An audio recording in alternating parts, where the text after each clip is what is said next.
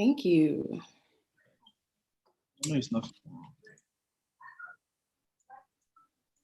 Okay, awesome. Good afternoon, everybody. My name is Bame Mudunga. I am a project officer in international development, specializing in enterprise development and youth engagement. I am so pleased and so honored to be your moderator for this session today. We are still commemorating the Breaking Down Borders Africa Summit 2021. And today's session will be focused on youth in trade, focusing on the African Continental Free Trade Area, or the AFCFTA. I am not alone. Today, I am joined by a panel of amazing young people.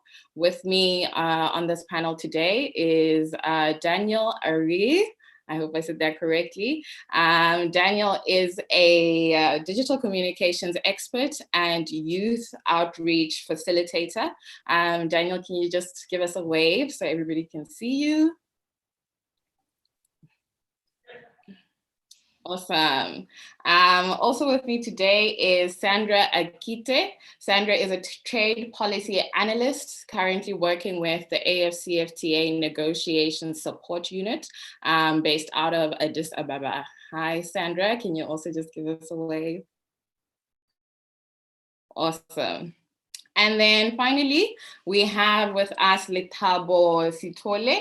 She is the founding director of Rengu Group and also has expertise in intra-African trade policy. Hi, Lethabo. Awesome. So with that, I will dive straight into the conversation. So having recently launched, or the AFCFTA entered into force on the 1st of January 2021, which basically means that trading is officially open to take place between African countries under this agreement.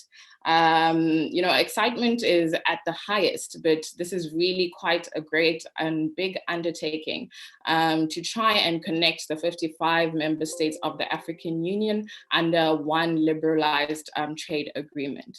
So really today, what we are hoping to achieve through this discussion is to find out what space there is for young people in the implementation of this agreement. The question that we are hoping to answer by the end of this session is, how do we ensure that youth participation is at the center of the implementation of the AFCFTA? And with that, I will dive straight into my first question. And I'm going to pose this question to you, Sandra. You know, a large percentage of African youth are said to have never heard about the AFCFTA, or have never engaged with it, and really don't know what it is. Can you just briefly share with us a breakdown of what the AFCFTA is and what it hopes to achieve? Over to you, Sandra. You're on mute, Sandra. There we go. Sorry about that. Thanks for that introduction, Bame. And it's a pleasure to join you at this virtual summit, especially this session on youth in trade. It's privileged to participate in this conversation where we ensure that youth participation is at the center of the implementation of the AFCFTA. So I don't know if I'll be brief, but I'll try. So the AFCFTA, what is this? The African Continental Free Trade Area is one of the flagship projects of the implementation plan under the African Union Agenda 2063, the Africa we want. Essentially, the AFCFTA is a legal framework that aims to ease the flow of goods and services across national borders. In fact, it covers trade in goods, trade in services, investment, intellectual property rights, competition policy, and e-commerce. It is a market bringing together 1.27 billion Africans with a combined GDP of $3.4 trillion.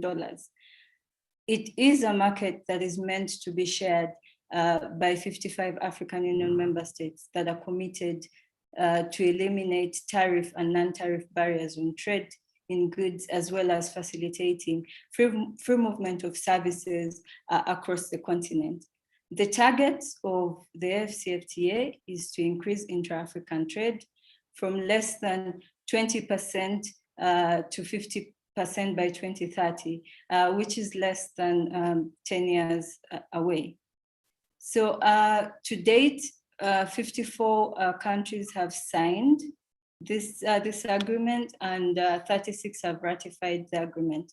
This number is expected to increase as countries finalize their processes. In short, the timeline of the AfCFTA as is that in 2012, the Assembly of Heads of State and Government and the African Union in Addis adopted a decision to establish a continental free trade area by 2017.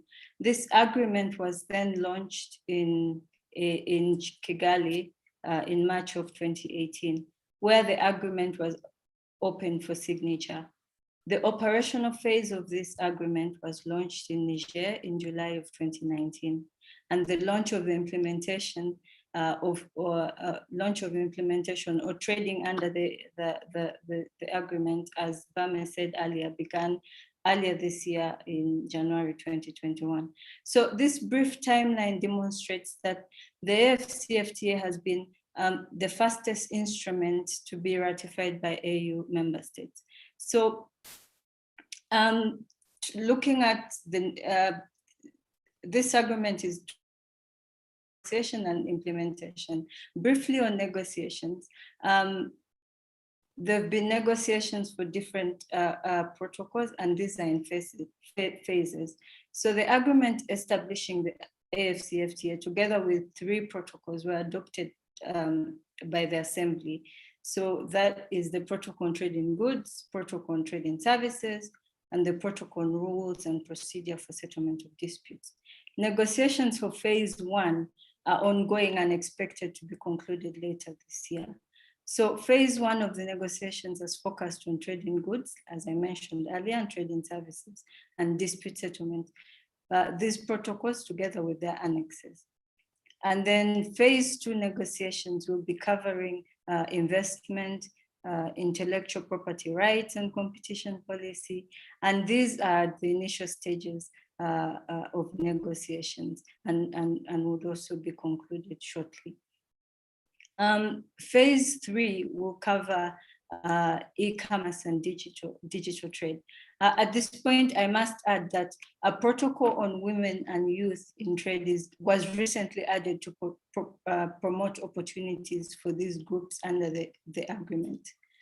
So the 33rd ordinary session of the Assembly of the African Union decided that immediately after conclusion of phase 2 issues, there should be phase 3 negotiations focusing on the protocol on digital trade and e-commerce. And I believe that, as I mentioned earlier, the protocol on women and the youth will follow in future. So what about the implementation? So Bame introduced this by saying that the agreement establishing the AfCFTA entered into force on 30th May 2019, after the deposit of the 22nd instrument of ratification. Upon entry into force of the agreement, the protocol and its annexes also entered into force as an integral part of the agreement establishing the CFTA. And at the decision of the 13th session of the Assembly of African Union, heads of state, they decided that trading under the AfCFTA should begin January of 2021, which was launched earlier this year, denoting a momentous milestone. So what are some of the expected benefits and opportunities of the AfCFTA for young people in Africa? We all know that this is a young continent, and according to ITC, almost 60% of Africa's youth is under the age of 25, and this percentage will only continue to increase. It is therefore important that the AFCFTA provides opportunities for young people, given that Africa's growth rests in the hands of the youth. So young Africans are mainly involved in the informal sector. So there's opportunity for youth-led small and medium enterprises and entrepreneurs. One of the objectives of the AFCFTA is to eliminate tariffs and non-tariff barriers to trade in goods, and therefore removing these barriers would give the young people, young entrepreneurs, access to a larger market. And as I mentioned earlier, a market of 1.2 billion Africans, give or take, would come in handy for this. Secondly, the agreement also envisions the creation of a conducive environment for job creation through industrialization and value chains. There is also opportunity in consumers' welfare gains through choice and quality. And in this, I mean that promotion of regional and continental value chains will enhance diversification and again, industrialization. Industrialization is also key for job creation. And this then also means that there is opportunity in the manufacturing sector. So enhancing the competitiveness of the economies of state parties within the continent and the global market is another objective of the AFCFTA, and the manufacturing sector stands to gain from this. So manufacturing will promote Made for Africa, by Africa, or brand Made in Africa products, which is key. And young Africans stand to benefit from this too by getting involved in this sector. New industries would or will create jobs and also increase space for innovation. As such, there is opportunity. I am concluding. 1 minute. As such, continue. There's opportunity to scale production of quality products. So over the years, young people have in Africa become involved in e-commerce, and the AFCFTA acknowledges this. So the AFCFTA has an obligation to establish a conducive environment to young Africans in the implementation of the AFCFTA. And at this point, I'll stop here for now because I know more questions will come up. Thank you. Yeah, I really like that you touched on the benefits that we are expecting for young people, and really concentrated around, benefits for youth-led SMEs, benefits resulting from, the boost in industrialization and improvements made in terms of the manufacturing sector. So I would just like to go to Lethabo with the next question. Sandra focused largely on, benefits to youth entrepreneurs. We talked a lot about investment and manufacturing, etc. But if I am, a young person still doing my studies, a young person, not necessarily involved in entrepreneurship, are there still benefits expected to be realized for me through this continental free trade agreement? Thank you so much, Bame.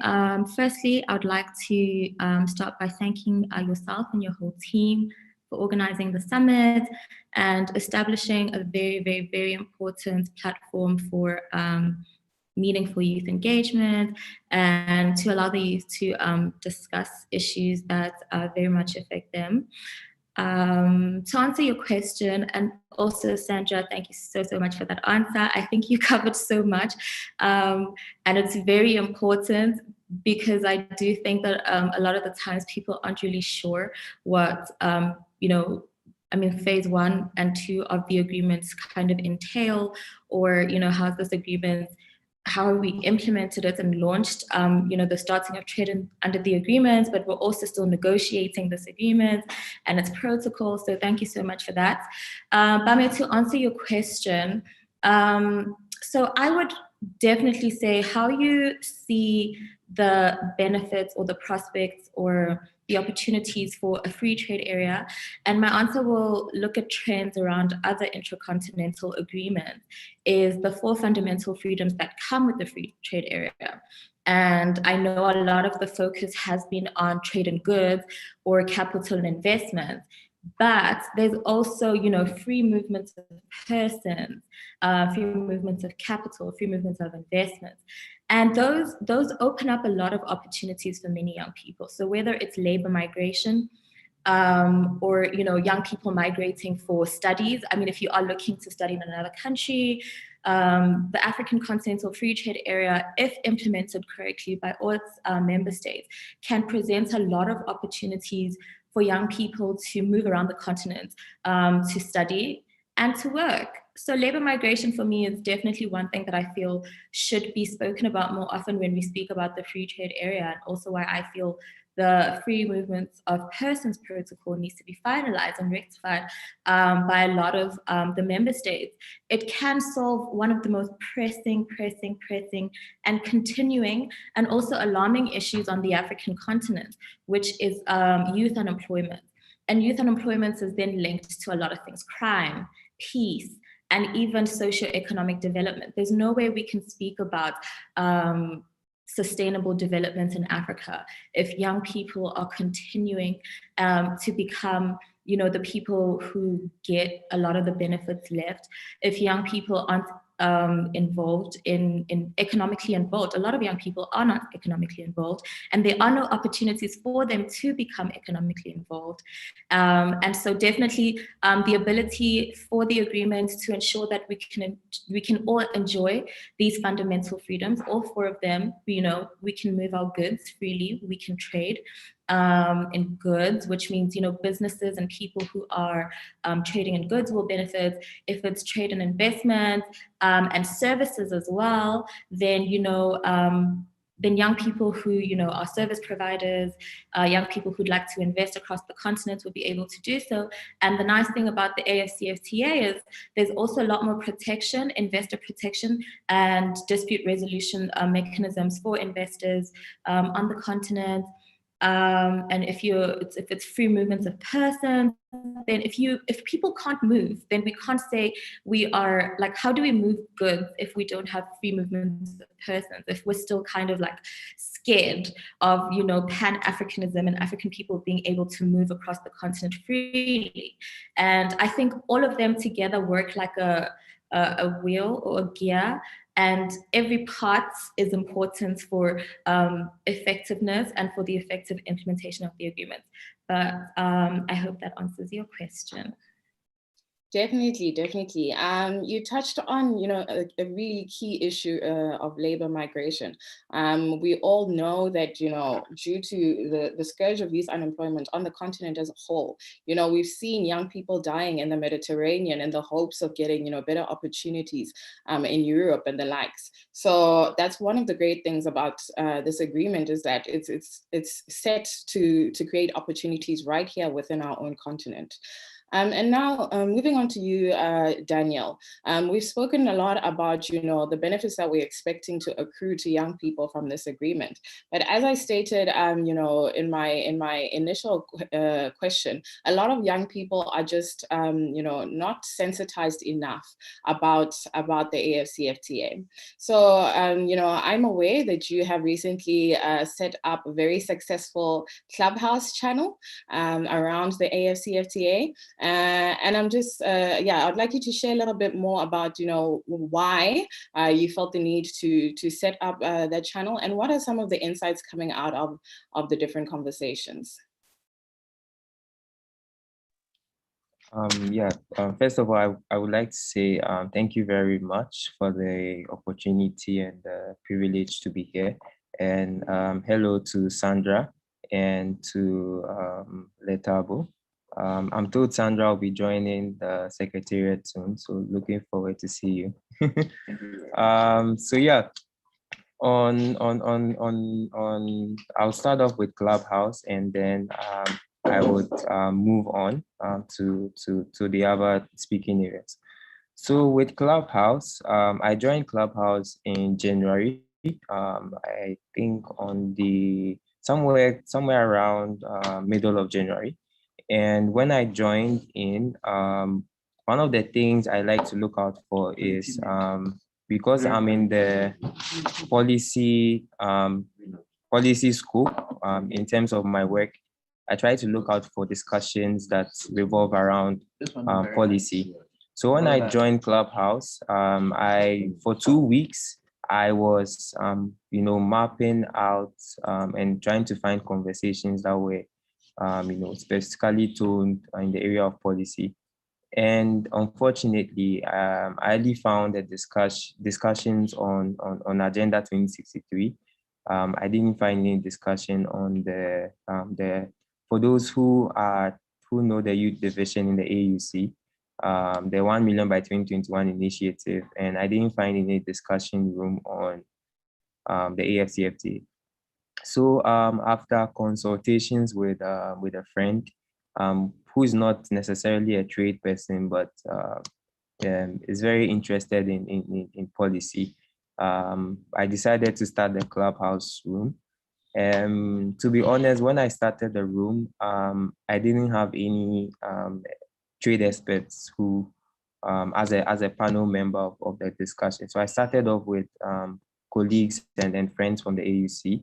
A good friend of mine who is actually seated by me right now, Elvis. He used to give some insights on the AFCFTA and support the conversations. So as time went on, the room started to gain traction, and we had people who were involved in the agreement, and people who are trade experts, joined the conversations, and we gained a certain level of traction. We've had the Deputy Secretary of State for African Affairs from the US government join our conversation. We've had the Principal Legal Advisor, her name is Dr. Petina Gapa. She joined our conversations. She was even consistent for a number of conversations. We've had the Director of Trading Services, which I believe Sandra knows very well, Madam Emily Imburu Indoria, join our conversations. And we've had people who were involved in the negotiations and people who work around trade join the conversation. So I mean the Clubhouse conversation was basically to sensitize two groups of people, Africans living in the diaspora and young people. And looking at the pattern of conversations, it was able to reach this group of people, because as you know, Clubhouse initially used to accommodate iOS users. And in Africa, how many people can afford to purchase an iPhone? So people who are living in the diaspora, really benefited from this platform, and also from the discussions with regards to the agreement. Fortunately, Clubhouse is on Android now, so yeah, you can, if you're on Android, you can join the club. You can join Clubhouse. So yeah, so with regards to the second part, why young people do not find the level of engagement when it comes to trade policy, or in the context of this discussion, the AFCFTA, people do not really find so much engagement. So I'll quote from Lucia Senat.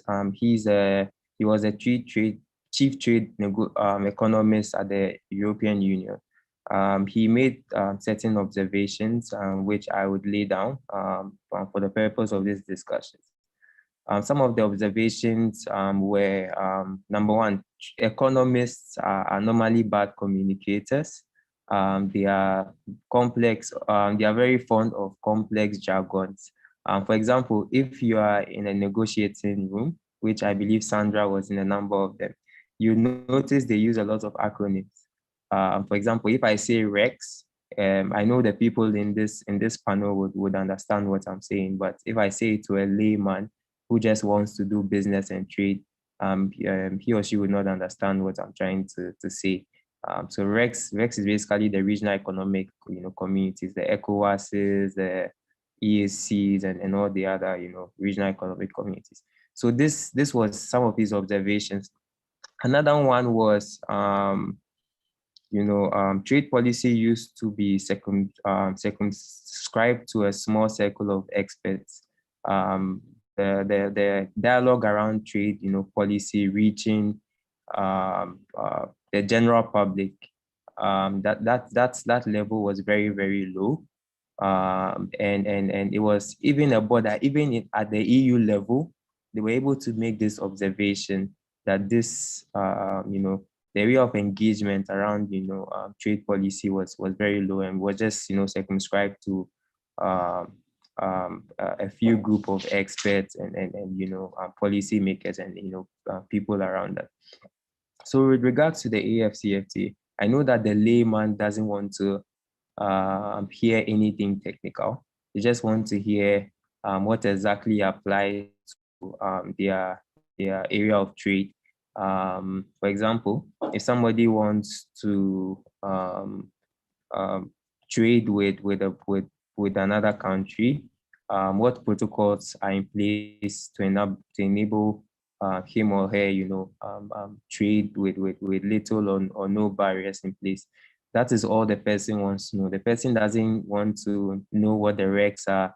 The person doesn't want to know some of these acronyms. The person just wants to trade and gain some funding for his or her livelihood. So that's one observation that I made whilst reading this article some time back, and that's what informed the level of the engagement that I started up on Clubhouse. And yeah, I don't know if I've answered all your questions. Definitely. If I may, I've actually been on a couple of Daniel's Clubhouse chats, and what I've actually also really enjoyed about it is there are a lot of who are experts in their own industries. So whether it be aviation, agriculture, and a lot of young people are then coming on that platform to say, hey, look, I'm in fintech, and these are the challenges that we're kind of noticing. Or we had someone actually who said, I've gone through the legal text. I don't really see a lot on innovation. I don't see a lot on, even e-commerce or whatever yet. And how do we navigate those spaces? What's going on around those things? Are those things not important? Are those things not prioritized?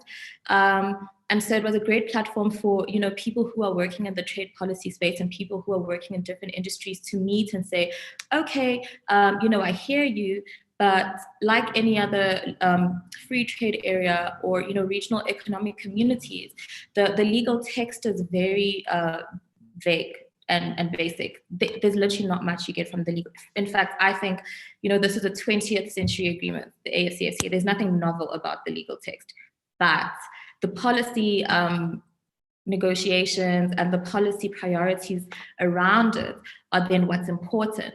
And so that's what I've really enjoyed about Daniel's platform and what he created. So we had a lot of people saying, well, we think that in terms of e-commerce or in terms of fintech or, free movement of capital, this and this and this and this and this is important.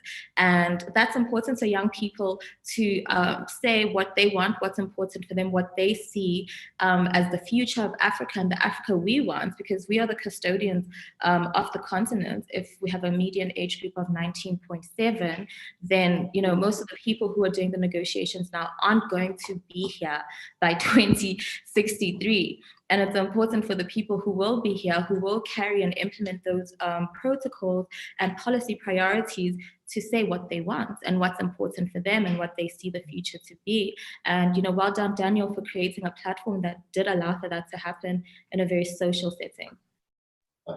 Yeah, thank you, Bami. Just to Congratulations, Daniel. No, I'm gonna move on. I'm gonna say congratulations and encourage everybody to check out your social media so they can get access to that Clubhouse platform. Letabo, you're very right. The AFCFTA is an agreement for the future, and as cliche as it is, you know, we always do say that young people are the future. I want to move on, guys, just because of time. And before I go to my next question, I just want to remind our attendees that we do have the Q&A function. If at any point you have a comment that you would like to make, if you have a question that you would like to pose to any one of our panelists, please do use that function or just post your comment in the chat box. Yeah, so we spoke a lot about, you know, the need to sensitize young people and the great work that platforms like Daniel's on Clubhouse and this very platform that BDBA has set up for us in order for us to reach young people and encourage them to really get to know more about this agreement. And in your earlier answer, Sandra, you mentioned that, you know, there is current work taking place at Secretariat level, at AUC level around, you know, a protocol on women and youth. Can you share a little bit more on what this protocol stands or hopes to achieve, and really what the concrete areas or you know, concrete avenues for young people to engage will be once this is implemented effectively? Over. Thanks, Bame. So basically, this protocol, I don't think I can speak much on it because it's really at the initial stages. It was just it was a decision that was made because when we look at the protocols that had been decided. It was highlighted that women and youth were missing. So the heads of state and government made that decision to commit to broaden inclusiveness in the operation of the AFCFTA through interventions that support young Africans, women and small and medium enterprises, as well as integrating informal cross-border traders into the formal economy by implementing the simplified trade regime. So basically, in a nutshell, that's what it would entail. But negotiations are negotiations, and obviously,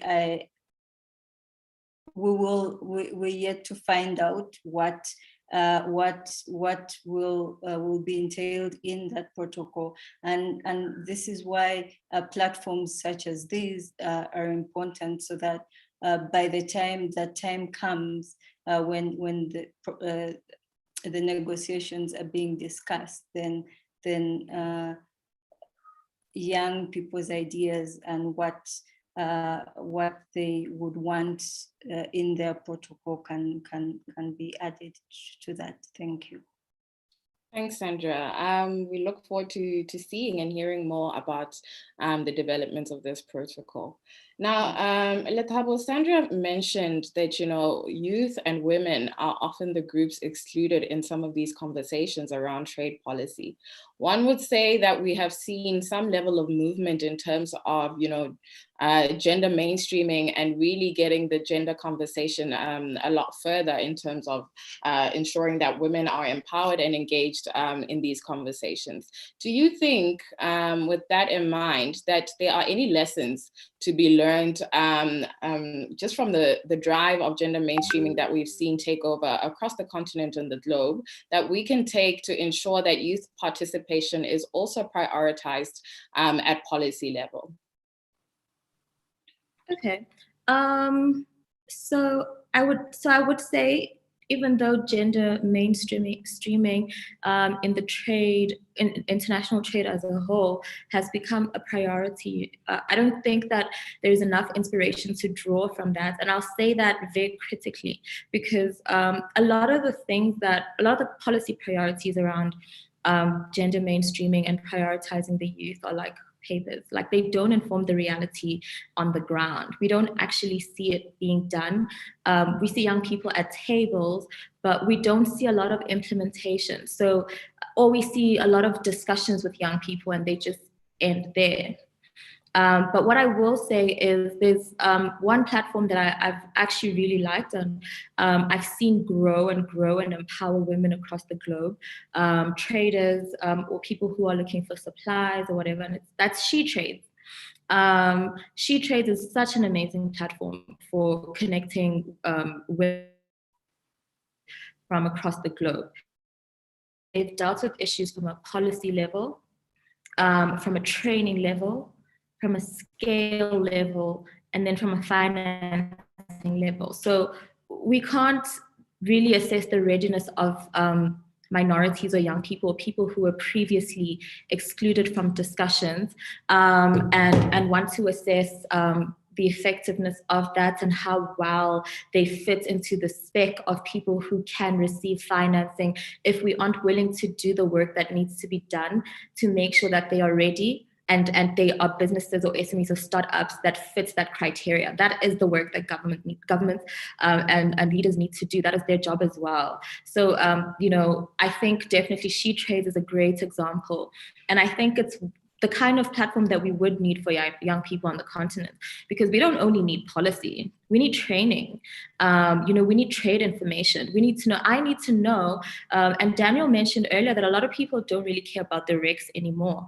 But the AFCFTA is implemented at rec level and then at continental level. So if we're in SADC and we don't know the SADC trade protocols, and in fact, we have a customs union in Southern Africa, which even gives us more benefits than the benefits under the AFCFTA. If we don't know that, then we won't know how to trade either regionally or continentally. And also, if we aren't given the money to facilitate trade finance is very important.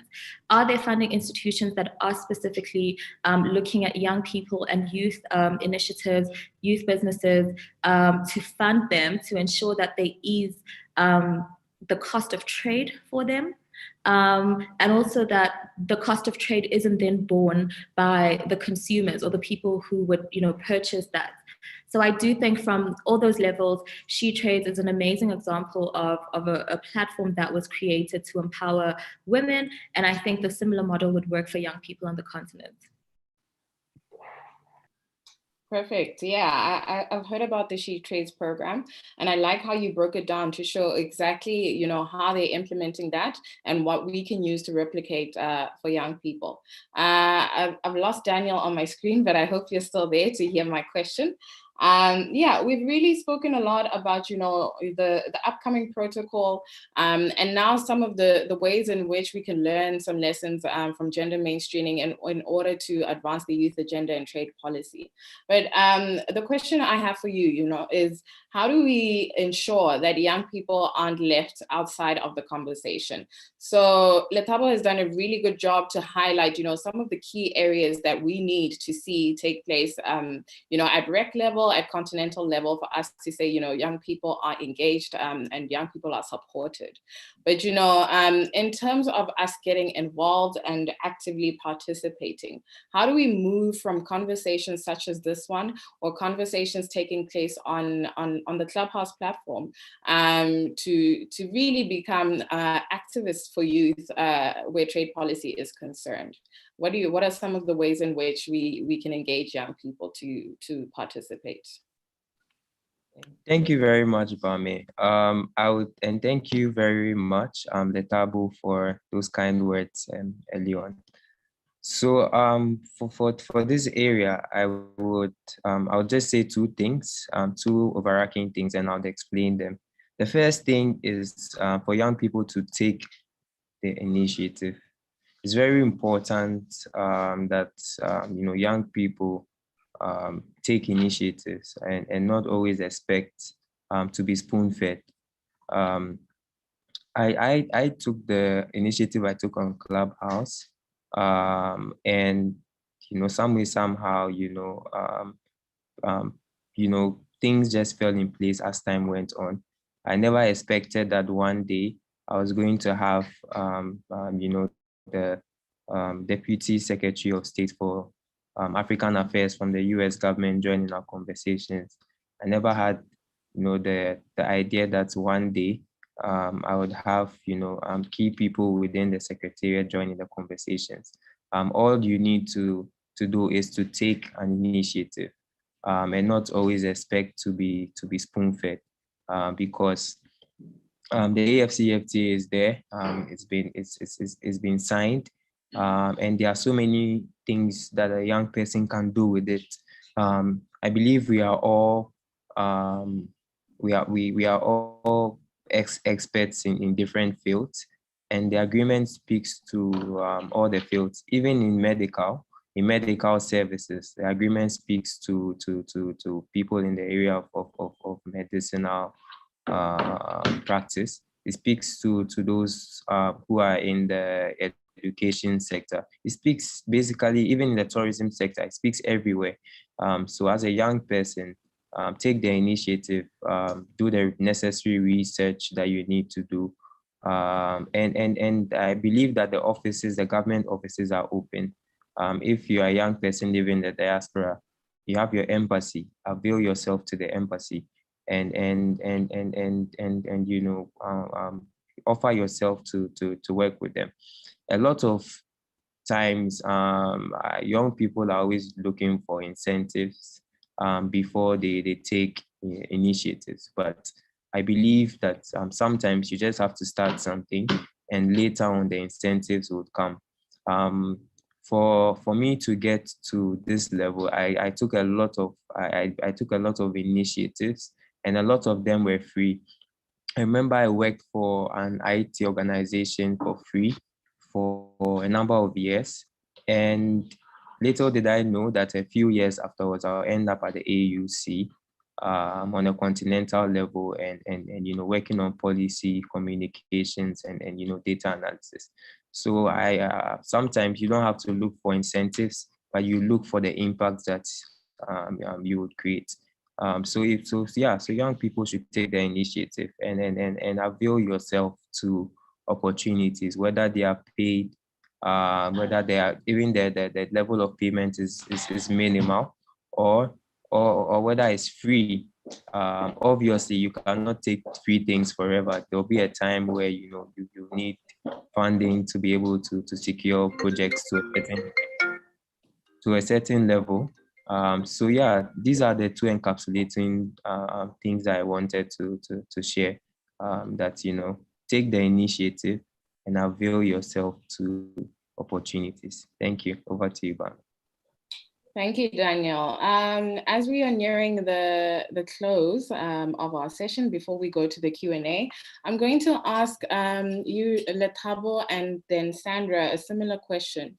As your parting words, what do you think is the key to realizing active and meaningful participation of African youth in the implementation of the AFCFTA? This could be at continental or national level. And who do you think the responsibility lies with to see this through? So I think, Sandra, I see your mic is open, so I'm going to start with you. Just quick parting words around meaningful participation. Right. Thank you, Bame. I think that it is important for all stakeholders to work together. As one of the key operational elements in this regard, there is need for collaboration among governments, policymakers, private sector, academia, and youth-led organizations. This will create a supportive system for the youth to be involved in this flagship project under the Africa we want. Let me echo the decision of heads of state and government during the 2020 summit, who called on women, youth, businesses, trade unions, civil society, cross-border traders, the academia, the African diaspora, and other stakeholders to join them as governments in this historic endeavor of creating the Africa we want in line with the African Union Agenda 2063. And as I conclude, Africa's journey towards an integrated continent reached an important milestone on 30th May 2019 with the entry into force of the agreement. So us as young people need to take advantage of this initiative to fully benefit from this huge single market of 1.27 billion consumers. Thank you. Thank you, Sandra. Over to you, I would say to definitely, and I will echo what Daniel did actually mention earlier, that seat at the table, then we don't submit critique or how, and it will look different for country to country, region to region, how young people want to be better represented in economic policy and trade policy as well, and also trade policy reform, because I think there's a lot of that would need to happen, you know, to realize the full and successful implementation of the AFCFTA. And then secondly, I would also say then to both member states, the secretariats and decision makers is that, so we have, you know, our regs, and in most of our regs, we have free trade areas, right? And a lot of the people who've led those negotiations are also the same people who are leading the negotiations for the AFCFTA.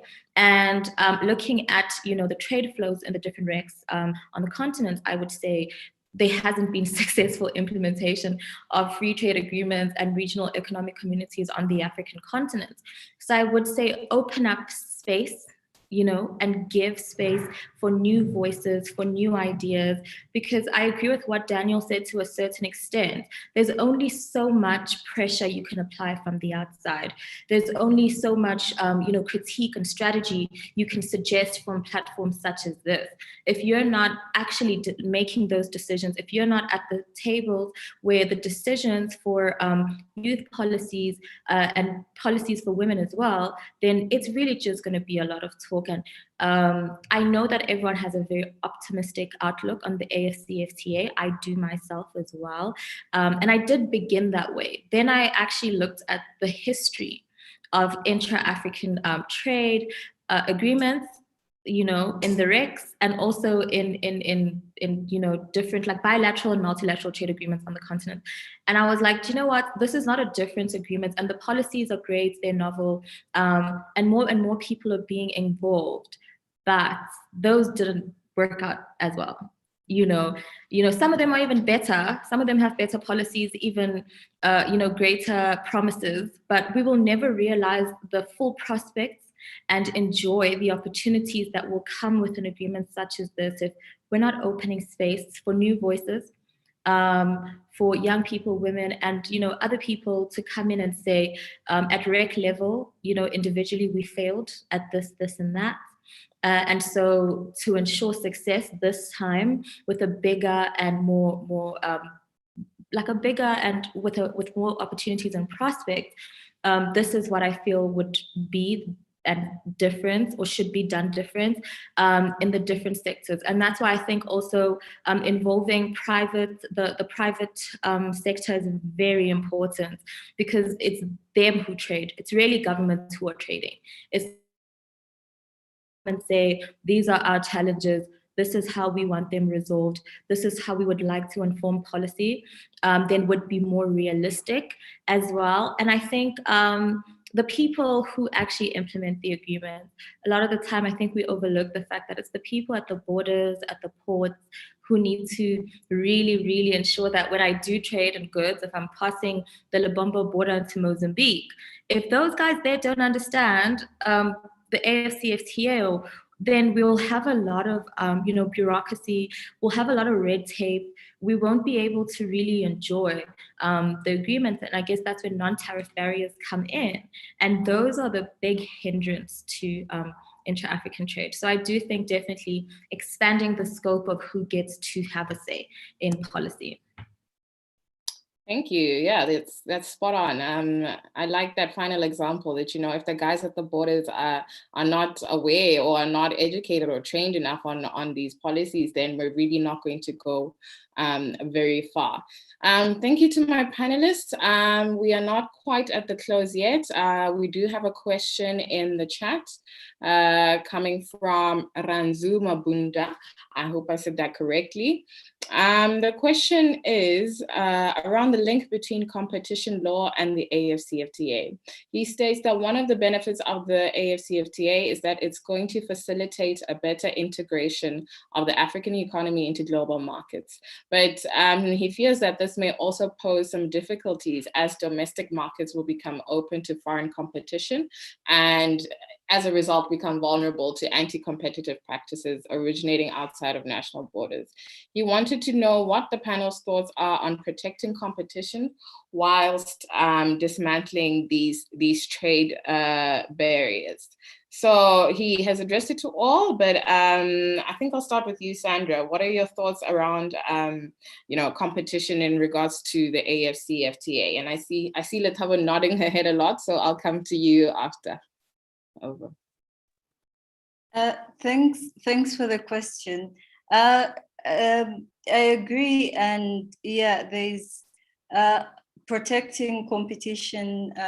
We need to provide an enabling environment where opportunities, for instance, access to finance and strengthening of the economy and access to education, among others, allows for people, youth and alike, to favorably compete. Development of infrastructure corridors and smart infrastructure and cultivation of strategic partnerships would go a long way in protecting competition policy. Thank you. Thank you, Sandra. Any additions, Lethabo? Oh, well, thank you for your questions, Ranzu. That is very, very loaded. I think, so one of the things that I personally feel need to be prioritized is infant industry protections, right?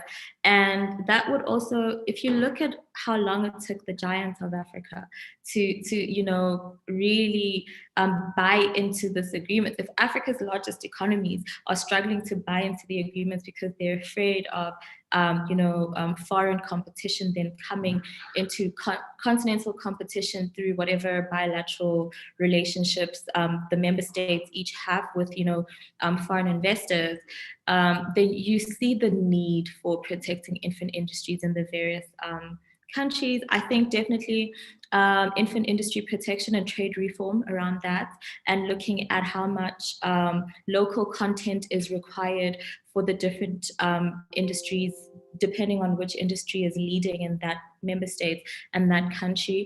But I don't think that the competition challenge is a new challenge for Africa. It's not. It's definitely something that concerns a lot of the big economies.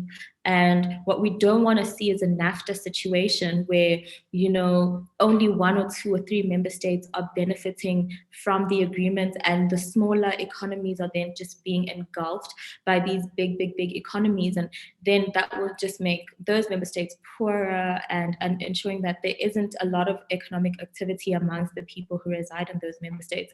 So I do definitely think a lot of trade policy reforms and a competition, a harmonized competition agenda policy under the agreement itself, I think that would be really great. Thank you so much for that elaborate answer.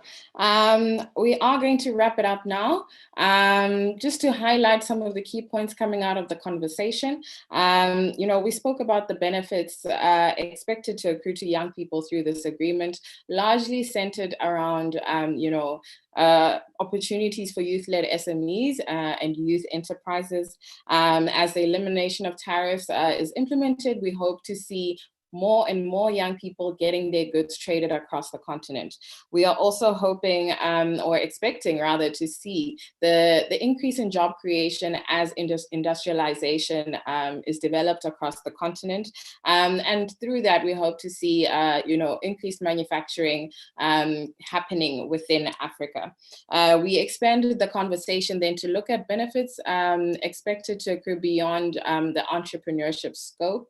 And we spoke a lot around, how we are expecting the AFCFTA, yes, to drive economic integration, but we are expecting that this will be leading us into greater integration, where we'll be seeing the free movement of people across the continent, which we think will be a great benefit for young people, given the challenges of youth unemployment that we are facing at this stage.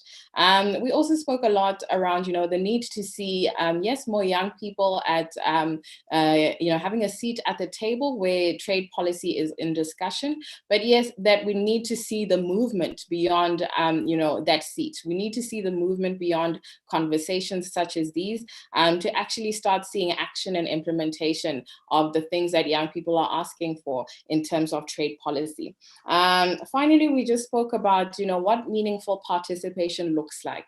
And, the panel spoke in great detail around, the need to broaden the scope of stakeholders that are involved in implementation of some of these policies that we spoke about today.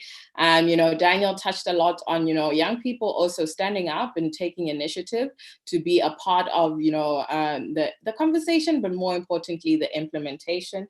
And finally, Sandra touched nicely on the importance of collaboration of key stakeholders to ensure that, young people have the support that they need to truly take advantage of this agreement. With that, I'm going to thank my panel for joining me this afternoon. I would like to believe that we've had a great conversation that is going to add value to the conversation around youth participation in the AFCFTA. We are not quite done yet. The Breaking Down Borders Summit continues now with its closing ceremony. So I would like to invite, if he's here with us now, Mr. Unkukame Musweu, who is a representative of the BDBA Summit Botswana Local Organizing Committee. To my panel, I say thank you once again. You are free to leave or just close your video as we enter into the closing ceremony. Thank you from me, and that'll be all. Have a great afternoon and a great weekend further. Bye.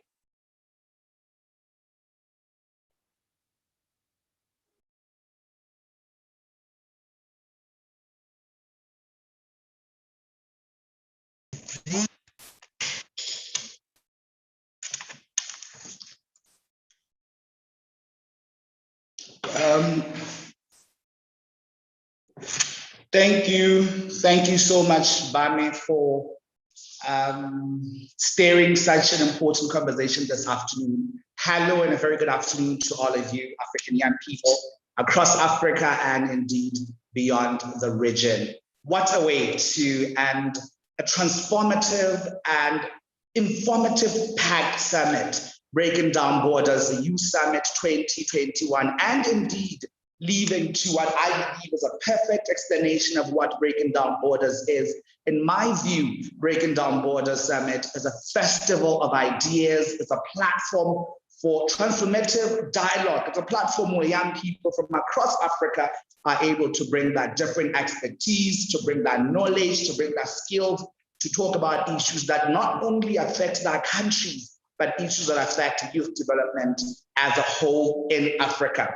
And I hope if there's at any point has been someone who questioned the credibility or the tenacity of African young people, I hope that within these past couple of days, you have been able to see the tenacity, you've been able to see the hunger, the fire, and the passion that African young people bring to these conversations. Young people from different parts of Africa this week in this platform deliberated, dialogued, debated on issues that are not only about problems and barriers to youth development, to issues affecting solutions. So we spoke to barriers, we spoke to gaps, we spoke to what needs to be done, but there was a great part where African young people brought issues of solutions to the table and employed themselves as young people to say, this is what I, as an African young person, believe I can be able to bring to this table as a young person in this space. We know that in many African countries, young people continue to be excluded in spaces where they're often much needed. And so a platform like Breaking Down Borders,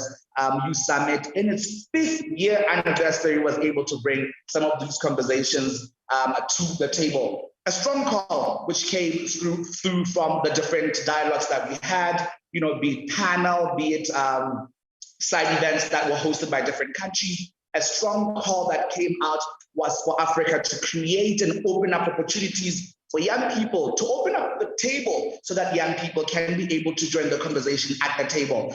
Something that also came strongly during the week was that young people are not looking for rescue. Young people are not looking for handouts. They're saying, we are here, we're African young people. We know what we're talking about. We have expertise, the skill and experience in this field allow us the space to be able to lead, allow us to be in a space where we can be able to employ our minds and our skills to not only better ourselves, but to better Africa and the many generations to come. And I think the other thing that came also strongly this week was that if there's any program, be in Africa, in one country or Africa as a whole, every program that is meant towards youth development and indeed development of Africa, if it does not have young people at the forefront, then that program will not succeed. Strongly calling on government and different stakeholders to include young people at each and every step that includes young people and the development of this continent.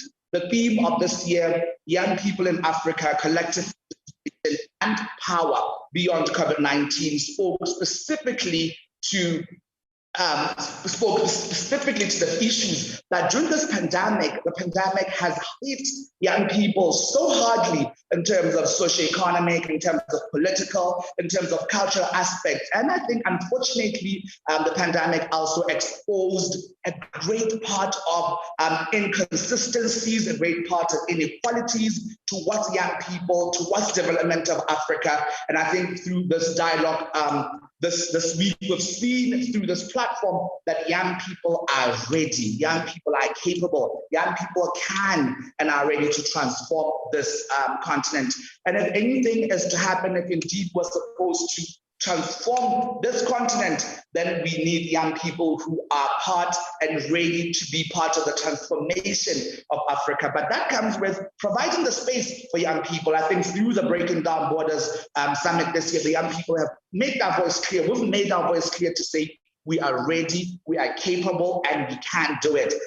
All that we're looking for is a space and the opportunity to be able to effectively transform, effectively work towards transforming Africa into an integrated and peaceful Africa, which I believe all of us can be able to. Throughout this week, we've talked about other persons in the community of Africa. We've spoken to women. We've spoken to queer folks, we've spoken to young people in war zone, conflict areas, young people in criminalized settings, and how we can be able to include everyone into building this Africa that we wish to achieve. Part of the reason is that we should not just be looking at problems, we should not just be looking at barriers, but we should be looking at creating pathways that allow young people to lead, that motivate and inspire young people, young African people, to know that surely we can be able to be a new crop of different leaders, a new crop of leaders who have the interest of the people and the interest of young people at heart.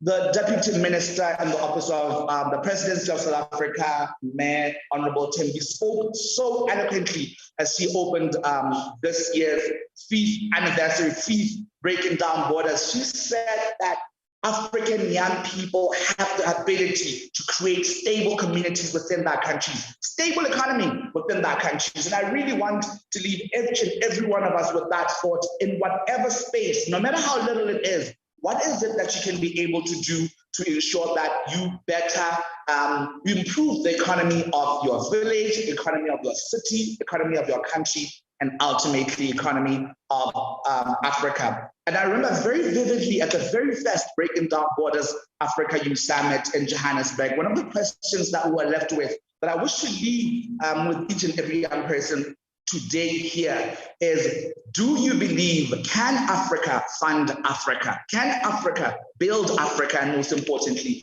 can African young people build African young people? And I think if you have been part of the conversations this week, if you have listened or read or seen the work that has been happening with Breaking Down Borders and the caliber of young people who came through, I think you would agree with me that indeed Africa can build Africa. African young people can build African young people, but that would need for us to make some transformative decisions intentionally to create spaces for young people. Just to pass by some of the themes that we spoke to this week, on the first day we spoke to leadership and governance amongst COVID-19 pandemic, to look at what needs to be done to have an effective and transformational leadership across African states. As I've said, we've seen that during the COVID, we've seen a lot of inconsistencies, a lot of inequalities. And so for young people to be able to come into the space, there was that conversation around what that looks like. And like I said, the greatest thing that Breaking Down Borders constantly pride itself in, it's not just looking at the gaps and barriers, but also looking at solutions and what should be done.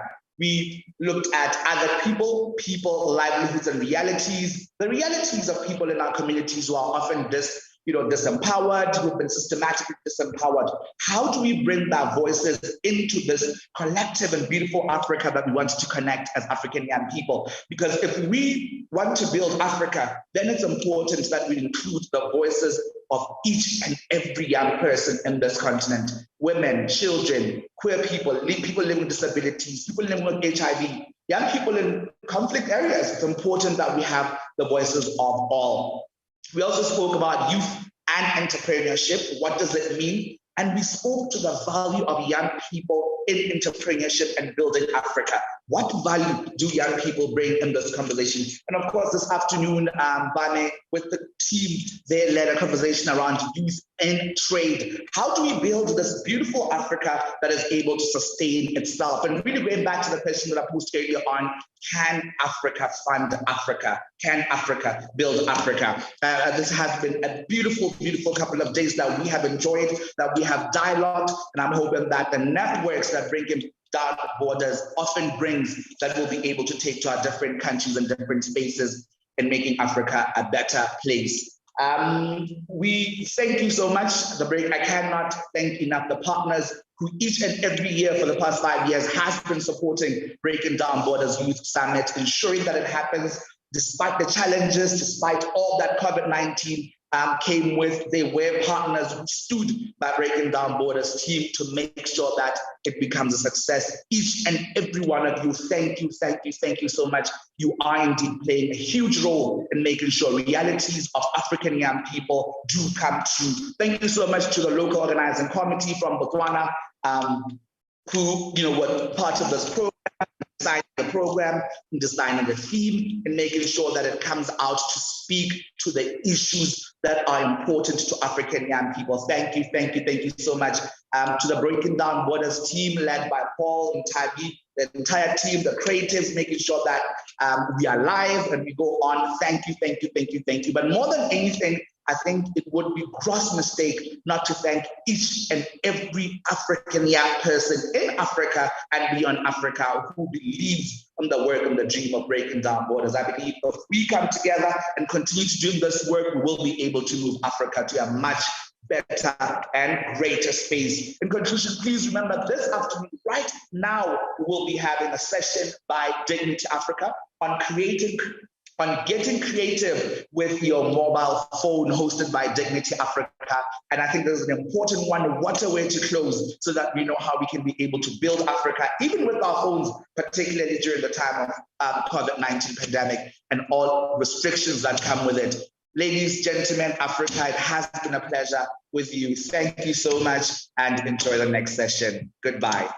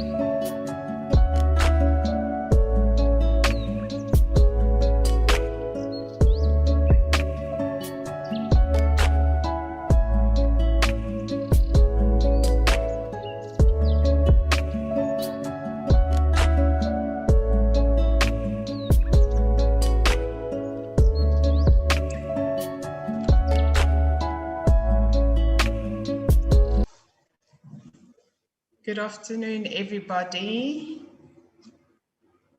If you can hear me, please can you send a message, a reaction, just to say yes, and then we will start with our conversation.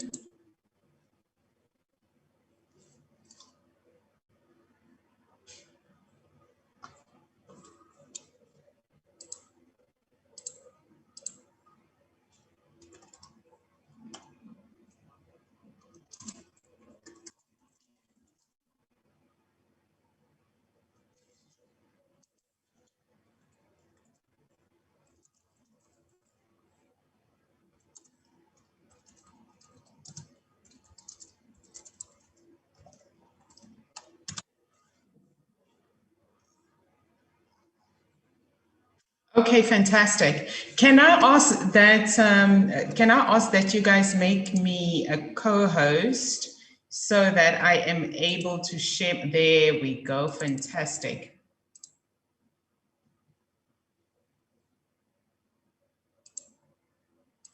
Okay, let me just.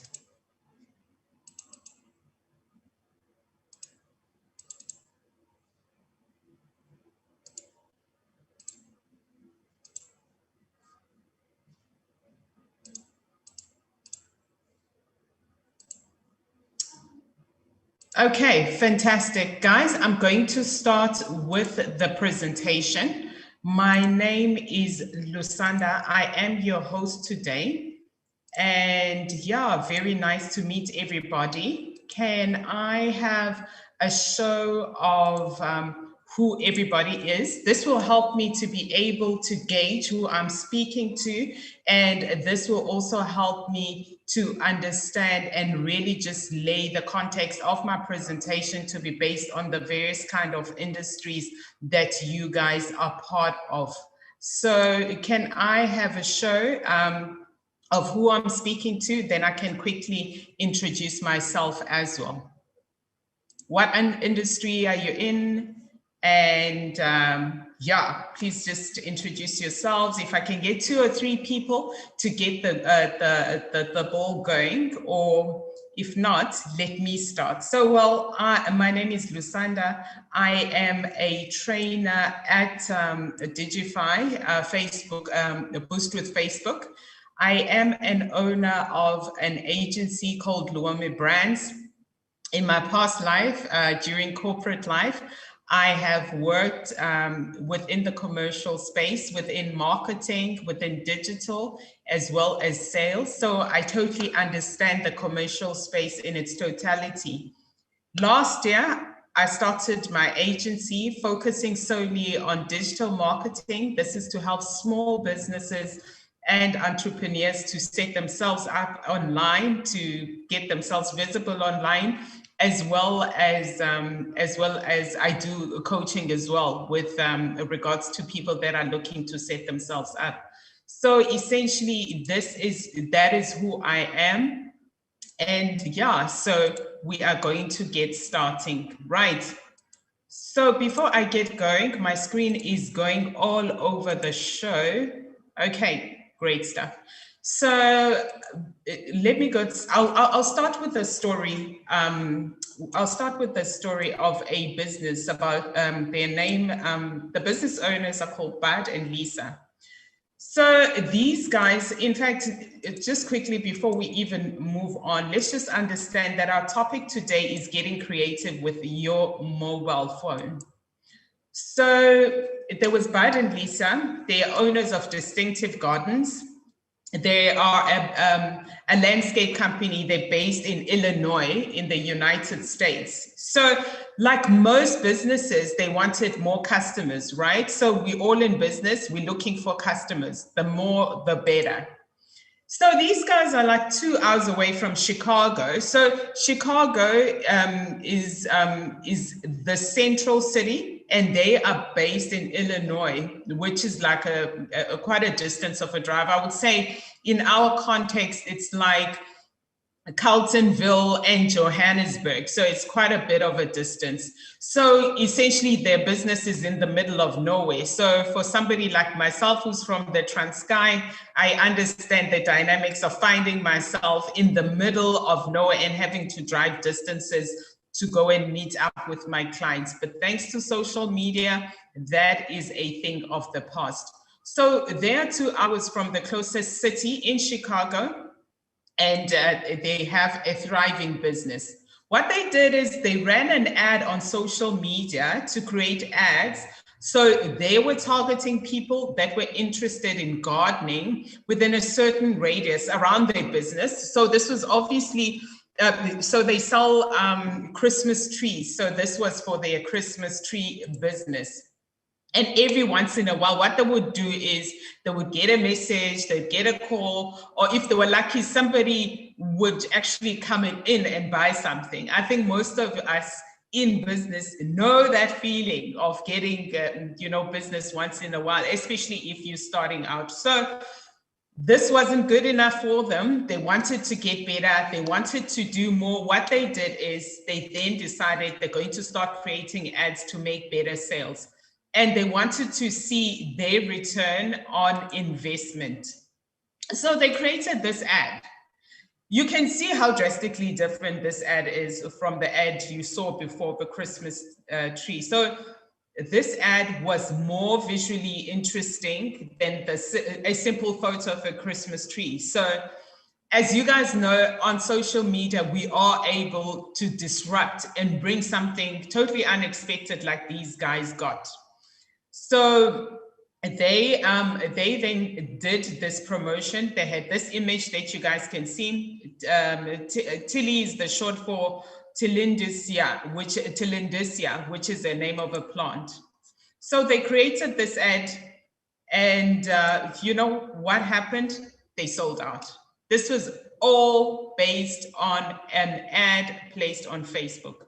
So not only was this ad effective so much that they sold out, but every time they put up a new ad for Tallybox, they had to stop running the ad. Being a small business, having to create, to manage the sales that were coming in. So just to get you guys going, when you look at that advert, about how much do you think these guys spent on the ad? Can I have a show of hands? Any estimation? How much money do you think it cost? Okay, raise your hands if you think it was between 100 Rand to 200 Rand. Say yes if that's your thought. What do you think the cost of this was?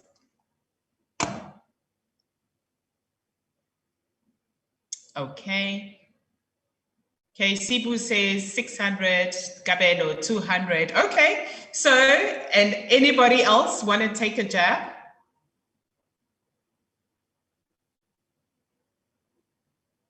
So I'd be interested actually to know what gets you guys to that figure. Tell me something. Are you guys, Sibu, do you have experience with social media advertising? And you, Gabelo? I just want to check your answers, and then I want to gauge if it's just a guess or you have experience in working with social media advertising, specifically Facebook.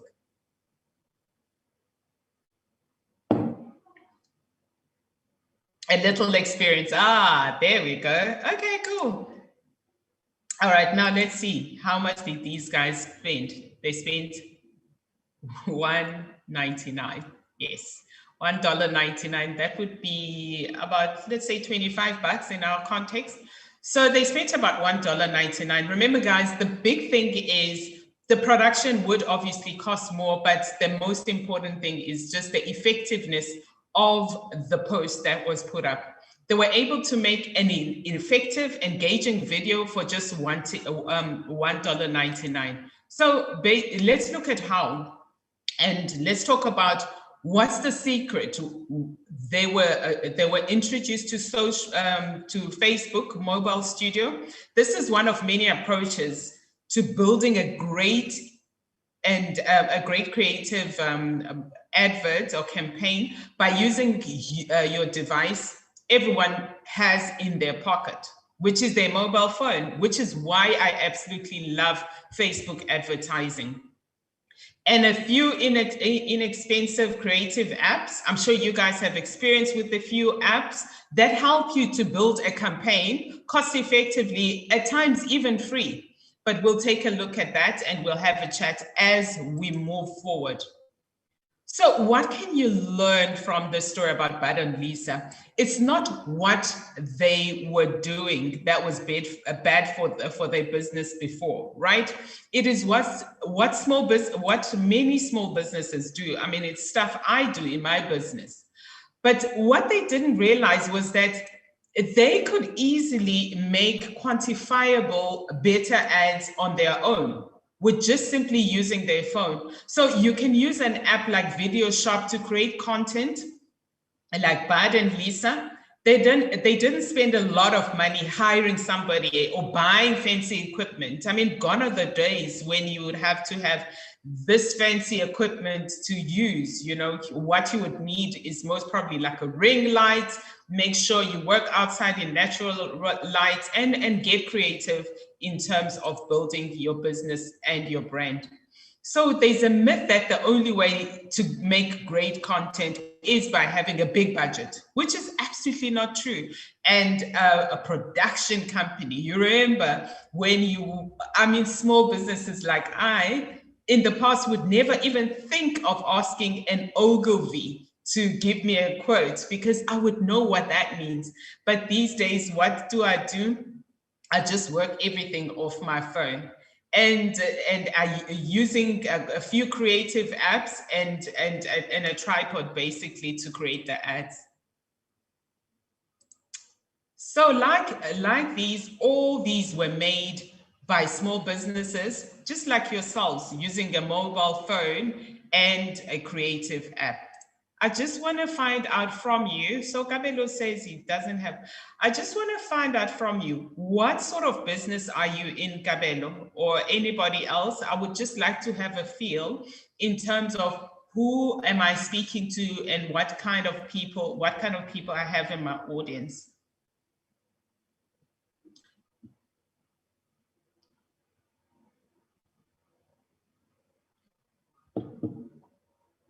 Okay, anybody? What industry are you guys in? Okay, I'm going to continue, but in the meantime, okay, right, Sibu is a graphic designer. Graphic designers, there we go. Okay, fantastic, Sibu, at least you've got already the creative side of things, which is really excellent. Okay, all right, guys, let's go on. Thanks for that, Sibu. But okay, let's take a step back and let me share some context as to why it is so important to have great context, right? On Facebook and Instagram. Mobile has trained people to focus, choose what's relevant, consume what matters, and then move on, okay? Through research, we found that consumption in mobile feed is frequent, it's fast, and often sound free. Think about how you use your own mobile phone, and these characteristics are likely to resonate with you. 75% of all data will be video in the few years. So creating engaging content that stops people as they scroll and capture their attention is key. Now, video is number one to accomplish this. I think from our personal experience as well, we can say that what makes us stop and take a look is an interesting and effective, a creative video that makes us look into what is being said by the brand. So let's talk about what is good mobile content.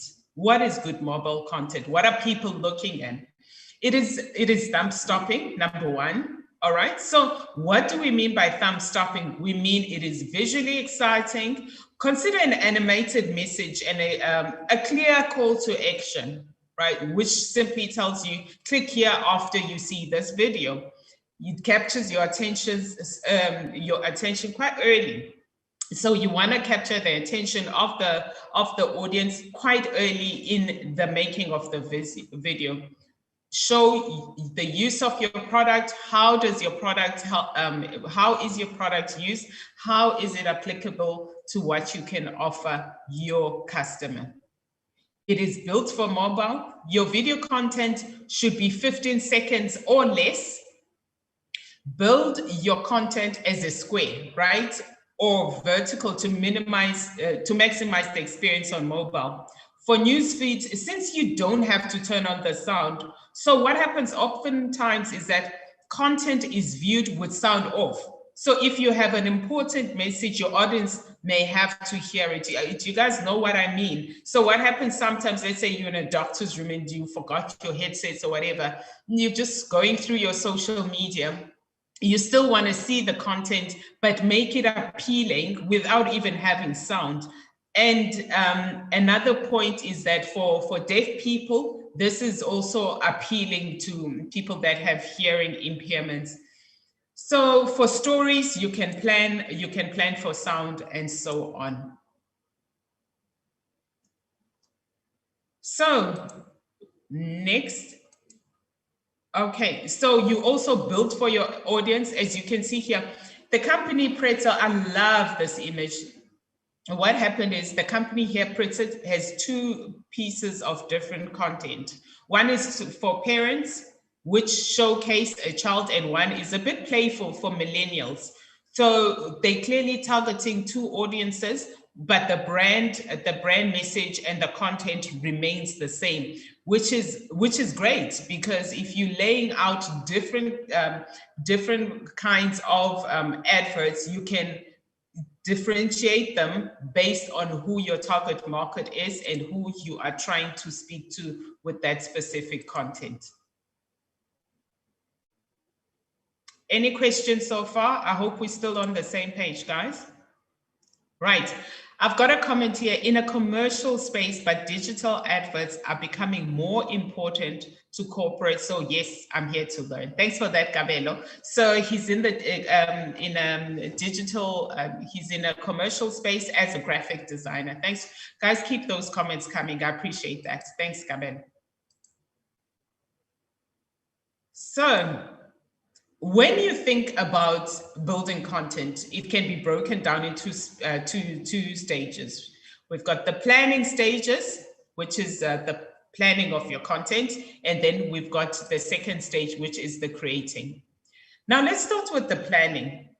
Let's see how brands like Distinctive Gardens were able to create great content for mobile by doing a little planning upfront. And now that you've filled your brief and really gave some thought to who your audience is, here are a few categories to spark some ideas for the type of content you can make. We've broken it into 3 buckets. Choose a theme that resonates with what you want to tell your audience about the business. Just feel free to use your handout to jot some on paper. First is engage, right? Consider the story of how your business started. We love these stories. That's why we love Maxhosa. We love seeing Maxhosa and the story of how their business evolved from a local South African brand into an international platform. It gets us going to see what the possibilities are on an international platform. You can also talk about how you are giving back to the community if you are involved with the community. And you can also show off your business, right? Just show off what you're doing as a business with a virtual tour around, the store, if you've got a physical store. If not, you can create content that shows off where you are, especially for a service business, where you are, your capabilities within your creative space. For example, for Gabelo, who's a graphic designer, show your capabilities and just show your creativity in this place, in this space, and this will help you to engage. And then secondly, we look at educate.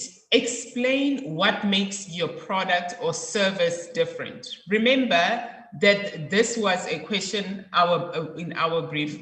You can show what happens behind the scenes, right, of your business, or showing how your product or your services work. People want to learn more about your business, and they also want to see how is this product or this service applicable to what I'm doing. So these are the kind of ways that you can educate your customer about your product. The next, excite. So excite your audience with an announcement of a new product or service. Share a promotion. I love these announcements. When guys post one of the platforms I follow, or one of the handles I follow, announce that on Wednesday we have a big announcement. I always look forward to that. It creates that kind of excitement, especially if I love the brand. So what you can do is also share and promote a sale, or perhaps if you're having an event, you can also promote the event on the page, create that hype and that excitement leading closer to the date. So basically, guys, these are the few ways that you can think about your audience in a nutshell. So what we're gonna do here is I want us to talk about why you are advertising and why a brief is important. It will help you to start thinking about the kind of content that you are building and why. Let's take a look at this company. It's called Lucky Shrub. Now, Lucky Shrub is a local flower and plant store based in New York. All right, so you guys, I will send you a link to get this brief where you guys can just download, this down. All right, so as I walk you through how Lucky Shrub filled it out, I want you to also just think about it for your business as well. Lucky Shrub is a local flower and plant store in New York. First, they think about what would describe their business to a friend. Then they think about what makes their business stand out. In this case, they've got handcrafted posts, special shrubs, and part of the proceeds goes to preservation of forests, which is awesome because they're now showing that they do contribute to society, to the environment as well. Next, they think about who their customers are. It is important to realize that there might be more than one customer profile. If you guys remember, we spoke about the pretzel advert, where the guys were targeting millennials as well as they're looking for moms, and they wanted to keep it a fun kind of advert running. So it's important to think about that audience, because once you understand that, you then know what kind of content they would enjoy consuming. So thinking about these questions might take a little more time, but doing it can really, really help you in terms of planning what kind of content you are building and who you are building it for. Okay.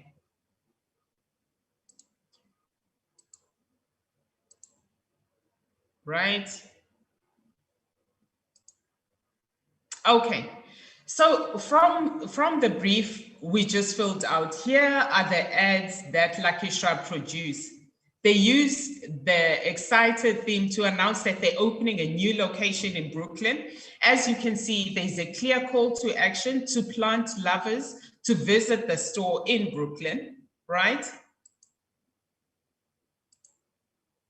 Now that we've planned our content, I want to share some tips on how you can create your own content. Guys, please feel free to also just continue engaging and let me know. Mostly, I just want to know what industry you guys are involved in. So this will help us. Like Gabelo told us that he is a graphic designer, but feel free to let me know what kind of industry you are in. It will help a lot with the presentation so that you leave here at least knowing this can be applicable to my kind of business. Right, so first you want to consider the format. There are many types of ads formats, but the ones that I want to highlight today are slideshow. A slideshow you can stitch together. You take multiple photos to create a video. And then there's a video, We've mentioned this before because we're seeing a lot of success in videos. I think from your own personal experiences, the consumption of videos is generally higher than a static kind of post. And then we've got carousels. With carousel ads, customers can scroll through photos and videos at their own speed. So it's more like a slide kind of setup. And then we've got Instagram stories. I just want to find out how many of you guys are using Instagram stories. I love Instagram stories. Is there anybody using Instagram stories?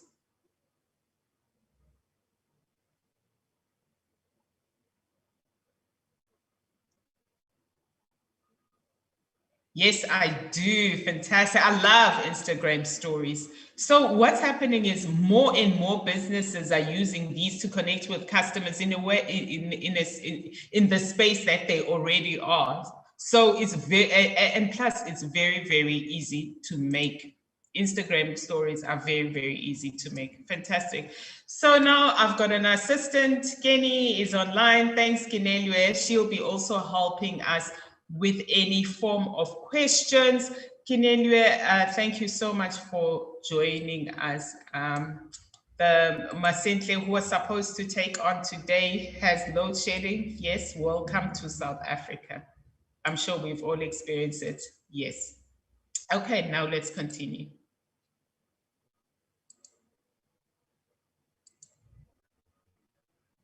So while we're talking about formats, we also want to talk about the framing. Remember, we touched on that a little earlier. So these ads cost the same, but we know that more pixels mean more performance, right? So as you can see, the square and the vertical truly maximize the use of space and create a better experience for the customer. I love square.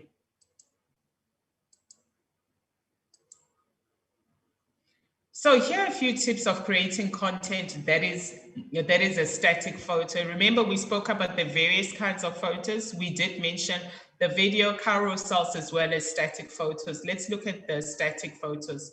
First, have a single focal point. In this example, the focus is the nail polish. Second, create contrast with the color.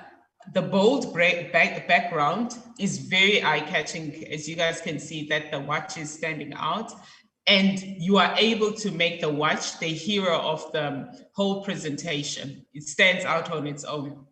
Thirdly, there's various ways to showcase your product or service. You can play with focusing just on a product, or you can showcase your product within a context of a scenario where your audience would be using it. Remember, we spoke earlier on about the importance of application, of how, as part of our education, as how your client can apply their product to their need or their current setup. Let's look at Food and Spices. Food and Spices is Nigeria's foremost food and travel TV show. It's hosted by Gina. She started it in 2013. So when she premiered the show, Gina saw it as a way of documenting local and international cuisines, as well as just appreciating culture and lifestyle around the world. When it comes to building awareness for the show and getting contract deals, Facebook and Instagram are Gina's primary platforms, because she says that she can reach a worldwide audience by using these two platforms, which is awesome. Remember, when we spoke about umaXhosa, which is a local brand that has gone international, we are proud of that brand, and they started internationally and they have gone global. So if you're looking to expand yourself outside of our borders, Facebook and Instagram are the way to go for it. So going back to Gina, she now has 5 full-time employees and wins 35% of her contract deals using the platform. So guys, 35% of your contracts coming from Facebook and Instagram, I think that is excellent. She's also on 11 TV channels in Nigeria. If that is not growth, then I don't know what growth is. That is excellent. Now it's time to talk about actually making great content and what goes into it. I spoke earlier on about Bud and Lisa, an example we did earlier on, the guys that had a nursery in a distance from Illinois. Now I want to show you a few more examples of how you can make great content using Mobile Studio. Facebook Mobile Studio, it's an approach to building great content by using one thing everyone has in their pocket. Like I mentioned earlier, it's definitely a cell phone and the use of creative apps, which in many cases are for free. So if you want to test if it works for your business, you can start with the free or trial version, then move along and purchase what suits your business. Bombshell Fitness was able to use existing photos to advertise their Fit 30 challenge. So what they do is they use an app called Ripple. Ripple provides a host of templates to help you transform your photos into videos. Has anybody used Ripple before?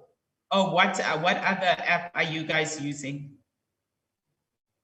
Anyone having used Ripple before?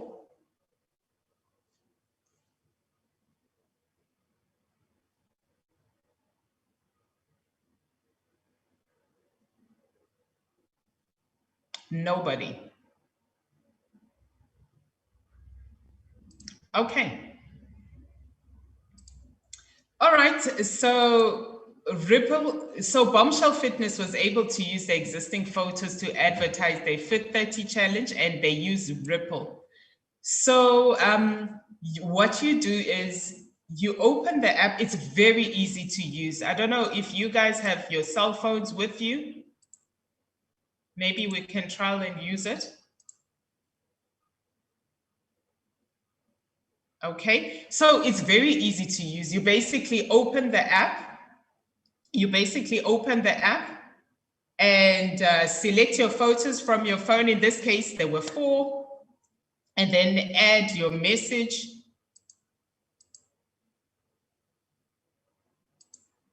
Right? Okay. So first, let's move back to Ripple. So you add your message or copy, you choose your template, adjust the template copy, select font, add logo, and then you can, if you want to animate it, you have that option to animate and save to your phone. So I've used Ripple before. I've actually recently started with Ripple. I'm more of a Canva user. It's very easy to use. Plus, the free version works perfectly for my business, so I continue to use it. Let's first start with an example of how to liven up your photos. As we mentioned before, that your photos, the more interesting and more exciting your photos are, the better it is, and the better the chances of people stopping and scrolling. So if you have a website for your business, can somebody raise their hands? Do you currently have a website for your business?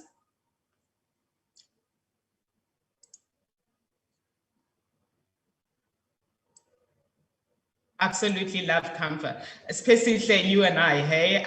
Love Canva. I do everything on Canva. So anyone with the website? Nope, new to me, says Sibu. Haven't used Ripple before. Okay, so for example, many e-commerce produce fresh product-based businesses have shot their products on white background. So if you have images like this, you can easily transform them into something like this, right? First, okay. It looks like you might need to know a design software like Photoshop to do this, but all you need is the app Photoshop Mix and Facebook Slideshow to create this. How many have used it before?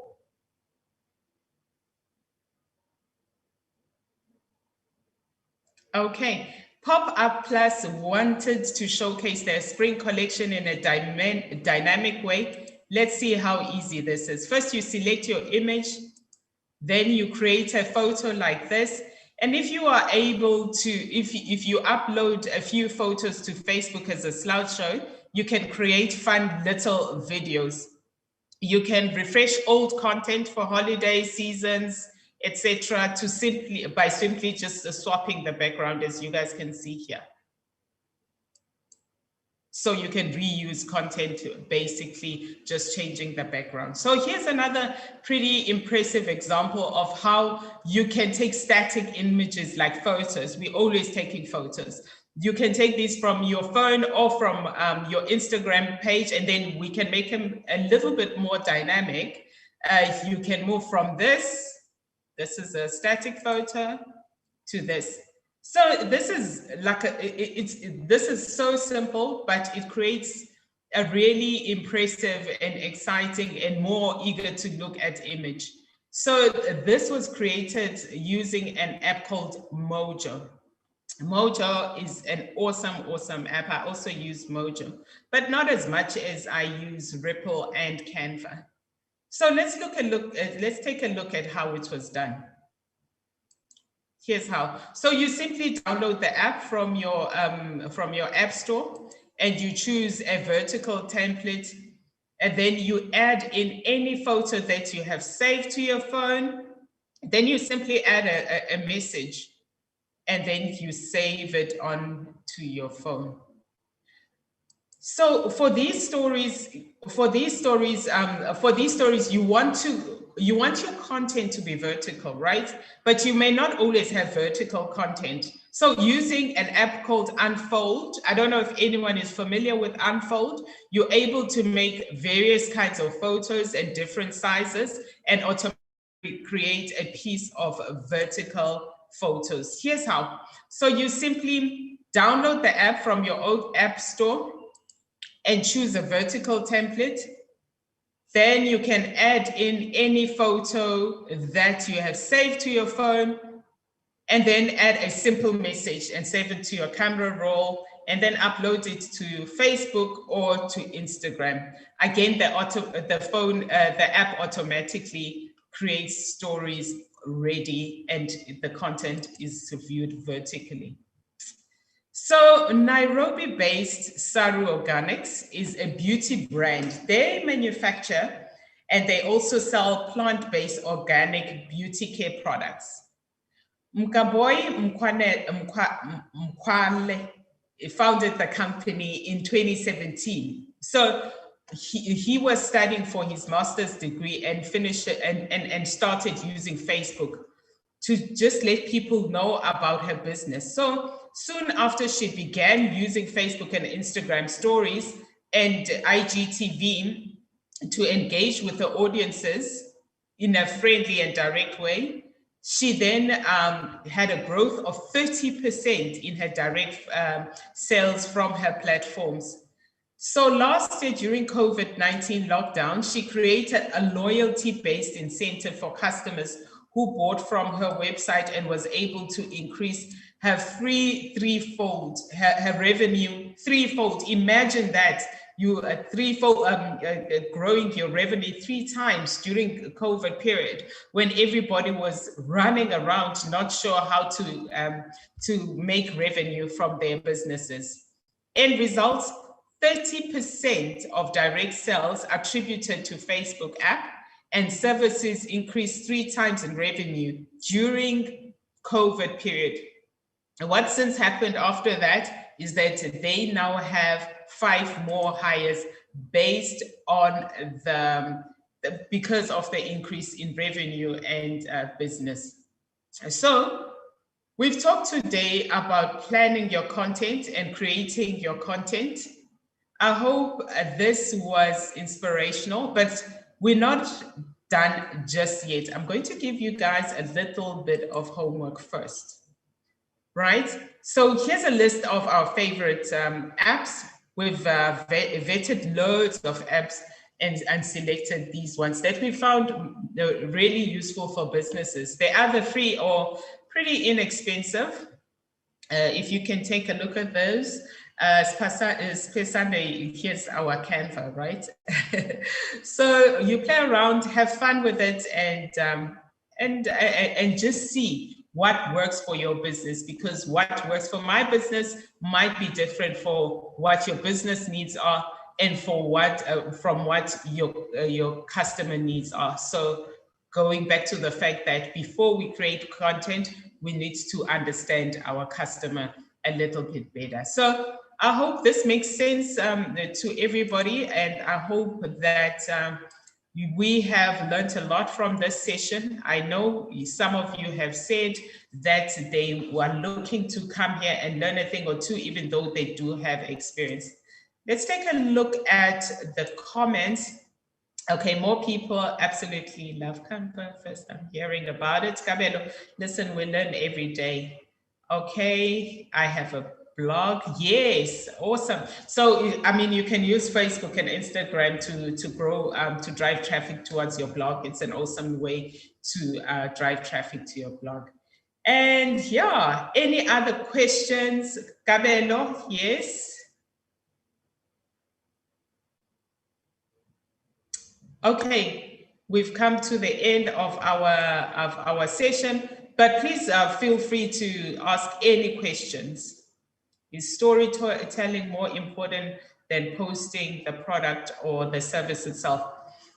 So storytelling, posting the product itself is actually telling a story. What I always say to my clients is, each time you are posting something on your web page or on your Facebook page or your Instagram page, you are telling a story. So there needs to be a clear strategy as to what's the point of the post. So we're not posting for the sake of posting. What message, what do you want the reader to learn? So we are storytellers when we are putting up posts on social media.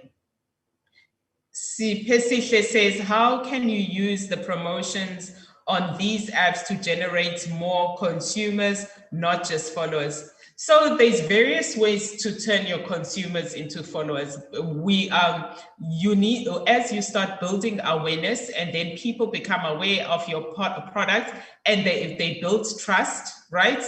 So there needs to be an element of trust in terms of, you know what you're doing and they hear you. You also showcase through your storytelling how the specific product or business is applicable to them. Then we can, then by that, you can, conversion is higher. So in terms of conversion itself, you must also remember, especially, that when people are following you on your page already, that's a white flag to say, look, here's somebody, everybody who's following you is a potential client. It's a matter of trying to separate who are just following you or who has a genuine need to buy from your business. But yeah, there's definitely a difference. Is digital media the same as social media management? Please elaborate on the difference. Yes, it is the same. So digital media also goes a little bit wider, because social media will focus just on the social platforms. Digital media can be a bit wider. It can be a bit wider and would include more things like strategy, like content creation, which also forms part of social media. So they are a bit different, but they're very much related. Okay, any more questions? Mapula asks, would you kindly share the link for this session as I joined in late? Mapula, because of Facebook restraints, unfortunately, we're not able to share this.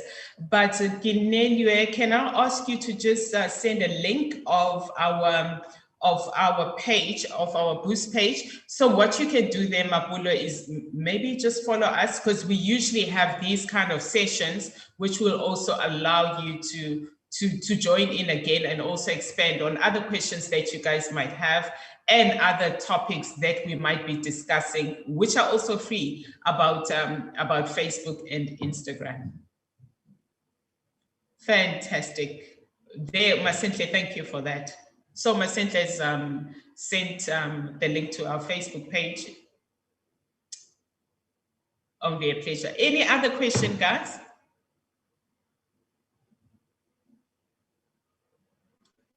Okay, if not, thank you so much. Masentle? Okay, they're having connectivity issues. If they know, if there's no other questions, guys, please feel free to leave, and please do follow us on our page to see what other topics we are discussing soon. If you guys want to expand further and get other topics that might be relatable to help you to grow your business. Otherwise, thank you so much for joining us today. Please, you are free to leave the room.